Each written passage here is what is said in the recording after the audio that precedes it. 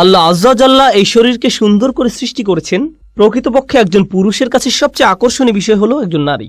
আল্লাহ আজ্জা জাল্লা এই শরীরকে সুন্দর করে সৃষ্টি করেছেন। যুয়্যিনা লিন্নাসি হুব্বুশ শাহাওয়াতি মিনান নিসা, মানুষের কাছে সবচেয়ে বেশি সুশোভিত করা হয়েছে নারী। এটি খুবই প্রভাব বিস্তারকারী শক্তি। এটি এতই শক্তিশালী যে কোরআনে গাছটির জন্য যে ভাষা ব্যবহার করা হয়েছে সেই একই ভাষা ব্যভিচারের জন্য ব্যবহার করা হয়েছে। লা তাকরাবু হাযিহিশ শাজারা লা তাকরাবুজ জিনা লা তাকরাবুল ফাওয়াহিশ, ব্যভিচারের কাছেও যেও না, কোনো নারীর সাথে অবৈধ সম্পর্ক করার কাছেও যেও না, কোনো ধরনের নির্লজ্জতা এবং বেহায়াপনার ধারে কাছেও যেও না। অতএব এটি খুবই ভয়ঙ্কর। আর এটা এমন কিছু ঠিক গাছের নিকটবর্তী হওয়ার মতো, কাছে গেলেই এটা আপনাকে টেনে ধরবে। ভেবেছিলেন এটা তো শুধু দৃষ্টি বিনিময়, তাকে দেখে পছন্দ হয়ে গিয়েছিল, এরপর আবার তাকালেন, সে মুচকি হাসি দিল, আপনিও হাসলেন।